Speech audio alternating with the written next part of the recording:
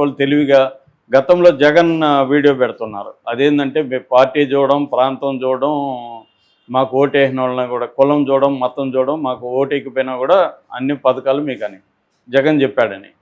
Okay, అది కరెక్టే, జగన్ చెప్పాడు. చంద్రబాబు ఏమి మీకు పథకాలు ఇవ్వము, మీకు వైసీపీ వాళ్ళకి అన్నీ ఆపేస్తామని ఎక్కడా చెప్పలేదే. అధికారుల మీటింగుల్లోనో కలెక్టర్ మీటింగ్లోనో చంద్రబాబు వైసీపీ వాళ్ళకి మీరు పనులు చేయొద్దని చెప్పలేదే. తన కార్యకర్తలకు చెప్పాడు. తన కార్యకర్తలకి చంద్రబాబు చెప్పడంలో తప్పేం లేదు. ఎందుకంటే అది కరెక్ట్ కూడా కదా. తన కార్యకర్తలు వైసీపీ వాళ్ళకి హెల్ప్ చేస్తూ ఉంటే వైసీపీ బలపడుతుంది, తెలుగుదేశానికి అది దెబ్బ కదా. ఆ యాంగిల్లో చంద్రబాబు చెప్పాడు. అందువల్ల చంద్రబాబు చెప్పిన దాన్ని ట్విస్ట్ చేసి ఆయన చెప్పని దాన్ని చెప్పినట్టుగా వైసీపీ వాళ్ళు దీన్ని ప్రచారం చేస్తున్నారు. దీన్ని కొంతమంది మేధావులు కూడా లోతుల్లోకి వెళ్లకుండా చంద్రబాబు ఎలా చెప్తాడు, ఇలాగా ఆయన 40 ఏళ్ళ ఇది ఉండి ఒక ముఖ్యమంత్రి పదవిలో ఉండే వ్యక్తి ఇలా చెప్పచ్చా అన్నాడు. ఆయన ముఖ్యమంత్రిలాగా చెప్పలేడు. ఆయన పార్టీ అధ్యక్షుడు స్థాయిలో తెలుగుదేశం నాయకుడిలాగా చెప్పాడు తప్ప ముఖ్యమంత్రిలాగా ఆయన డిక్లేర్ చేసి చెప్పలేదు. కాబట్టి చంద్రబాబు చెప్పడం ఎటువంటి తప్పు లేదు. ఆయన దృష్టిలో వైసీపీ పాము లాంటిదే. వైసీపీని చంపేయాలనేదే రాజకీయంగా ఆయన లక్ష్యం. దానికి ఇబ్బంది కలిగే విధంగా తెలుగుదేశం నాయకులు బిహేవ్ చేస్తున్నారు. రెండోది, ఆయన గంగాధర్ నెల్లూరులో ఎందుకు చెప్పాడు? గంగాధర నెల్లూరులో నే కాదు, చిత్తూరు జిల్లాలో కూడా ఎక్కువ మంది తెలుగుదేశం వాళ్ళే వైసీపీ వాళ్ళతో కొమ్మక్కైపోయి వైసీపీ వాళ్ళకి పనులు చేసి పెడుతున్నారు, వైసీపీ వాళ్ళు వీళ్ళు కలిసి దోచుకుంటున్నారు. ఈ విషయం చంద్రబాబు దృష్టికి వచ్చింది. ఫర్ ఎగ్జాంపుల్ అక్కడ గంగాధర్ నెల్లూరులో ఎమ్మెల్యే థామస్ మనుషులు ఉన్నారు. ఆ థామస్ మనుషులే సిమెంటు రోడ్డు కాంట్రాక్టులన్నీ వాళ్ళకే వచ్చాయి. తర్వాత ఇసుక, గ్రావెల్ క్వారీలు ఇవన్నీ కూడా థామస్ మనుషులతో అక్కడ ఉన్న వైసీపీ వాళ్ళ కొమ్మక్కైపోయి కాంట్రాక్టులు చేసుకుంటున్నారు. ఈ విషయం చంద్రబాబు దృష్టికి వచ్చింది.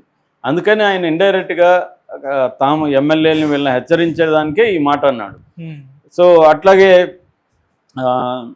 పొంగనూరు, ఫర్ ఎగ్జాంపుల్ పొంగనూరు ఒక మహిళ చంద్రబాబును కలవడానికి వస్తే పొంగనూరు సిఐ అడ్డుకున్నాడు. బందోబస్తులో ఉన్న పొంగనూరు సిఐ.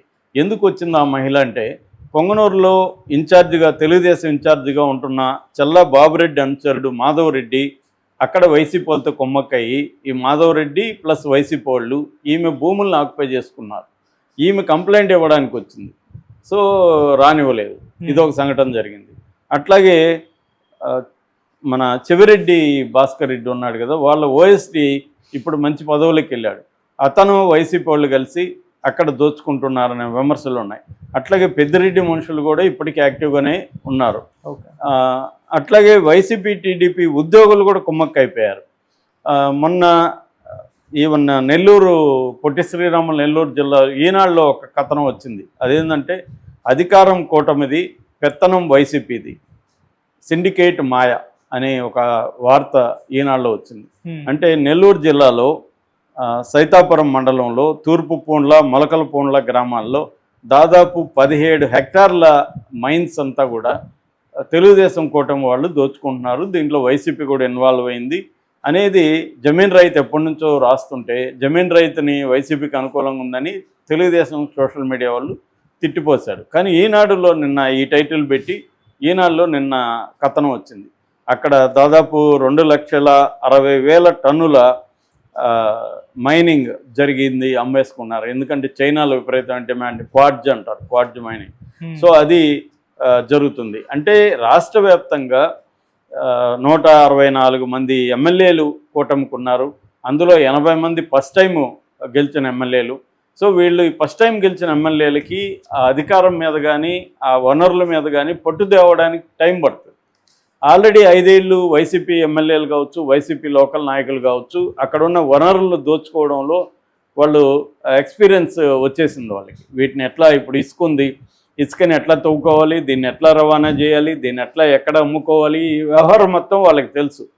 అక్కడ లోకల్గా ఇప్పుడు కొత్త ఎమ్మెల్యే అంటే వీళ్ళు ఏం చేస్తారు, ఈ వైసీపీ మాజీ ఎమ్మెల్యే ఈ కొత్త తెలుగుదేశం ఎమ్మెల్యే దగ్గరికి పోయి, అరే బాబు నీ వాటా నీకు ఇచ్చేస్తాను, నాకు వదిలేసే, ఇది నీకెందుకు శ్రమ, నువ్వు ఇప్పుడు కొత్తగా మొత్తం అన్నీ ఎత్తుక్కోవాలి, నేను అన్నీ చేసి పెట్టి నీ వాటా నీకు ఇస్తాను అన్నప్పుడు వాళ్ళు ఏం చేస్తారు, మంచిదే కదా, హాయిగా వాడు అన్నీ చేసుకుంటున్నా నాకు డబ్బులు ఇస్తున్నాడు అని తెలుగుదేశం వాళ్ళు చేస్తున్నారు. ఈ పరిస్థితి చంద్రబాబుకి తలనొప్పిగా మారింది.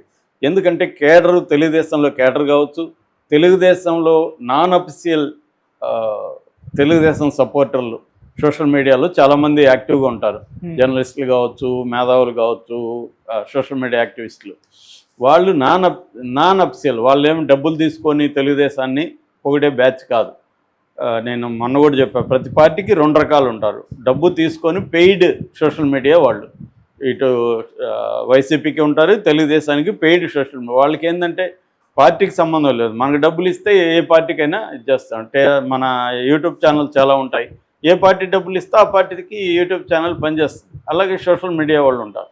ఇది కాకుండా నాన్ అఫిషియల్గా, అంటే డబ్బులు తీసుకోరు, ఏమి ఆశించకుండా కూడా తెలుగుదేశం అంటే ఉన్న ప్రేమ కావచ్చు, చంద్రబాబు పట్ల ఉన్న ఆరాధన కావచ్చు, ఏదేమైనా, లేకపోతే జగన్ పట్ల కసి కావచ్చు, కులం కావచ్చు, ఏదైనా కారణంతో తెలుగుదేశాన్ని సపోర్ట్ చేసే వాళ్ళు ఉన్నారు. వాళ్ళు క్రిటికల్గా అయిపోయారు ఈ మధ్యకాలంలో. అందుకే మొన్న సండేలో కూడా రాధాకృష్ణ వాళ్ళని తమ్ముళ్ళు జరభద్రం ఆగండి అన్నట్టుగా, తొందర వద్దు అన్నట్టుగా ఆయన రాశాడు. సో ఈ క్రమంలో ఇప్పుడు చంద్రబాబు అందుకనే ఏమైందంటే ఆయన స్వరం మారింది. కార్యకర్తలకి నేను విలువిస్తాను, కార్యకర్తలు నేను బాగా చూసుకుంటాను, అయితే మీరు వైసీపీ వాళ్ళకి పనులు చేయకండి అనేది ఆయన చెప్పడం వెనక ఈ నేపథ్యం అంతా ఉందన్నమాట. అందుకని ఆయన చెప్పడంలో తప్పు లేదు, కరెక్ట్గానే చెప్పాడు. ఒక పార్టీని తను కాపాడుకోవాలి, తన పార్టీని. అట్ ద సేమ్ టైం వైసీపీకి హెల్ప్ చేసి వాళ్ళని నిలబెడితే, వాళ్ళు డబ్బులు పెంచుకుంటే, రేపు వాళ్ళ దగ్గర ఫండ్స్ ఎక్కువ చేరాయంటే రేపొద్దున వాళ్ళు ఎలక్షన్లో స్ట్రాంగ్ అవుతారు అన్నది చంద్రబాబుకు తెలుసు. కాబట్టే ఆయన అనుభవంతోనే మాట్లాడారు తప్ప ఆయన అధికారులను, యంత్రాంగాన్ని ఆదేశించలేదు. కాబట్టి అదేమీ ఆయన తప్పు చేసినట్టు కాదు. ఒక పార్టీ నాయకుడిగా ఆయన తన పార్టీ వాళ్ళని, మీరు వైసీపీకి సహాయం చేయొద్దు, మీరు వైసీపీకి పాలు పోసి పెంచొద్దు ఆ పాముని అని చెప్పడంలో తప్పు లేదు. చెప్పకపోతే తప్పు తప్ప చెప్తే తప్పు కాదు. సో అది ఆయన చేశాడు. సో దీని వెనక ఏముందంటే, ఆయన చేసినా కూడా అదంత ఈజీ కాదు. ఇప్పుడు నేను ఇందాక చెప్పిన పరిస్థితులు, ఇప్పుడు కొత్తగా ఎమ్మెల్యేలు వచ్చారు, వాళ్ళకి నెల్లి టికెట్ ఉంటుందో లేదో తెలియదు, మళ్ళీ గెలుస్తామో లేదో తెలియదు. ఆల్రెడీ వాళ్ళు 100 నుంచి 150 కోట్లు ఖర్చు పెట్టారు. అంతకుముందు కూడా ఎమ్మెల్యేలు రాజకీయాల్లో ఉంటారుగా, వాళ్ళు ఖర్చు పెట్టి ఉంటారు. సో వాళ్ళు ఇప్పుడు సంపాదించుకోకపోతే ఇంకెప్పుడు సంపాదించుకోవాలి? ఇప్పుడు వాళ్ళన్నీ కష్టపడి ఇప్పుడు వాళ్ళు మళ్ళీ నిర్మాణాలు ఇవన్నీ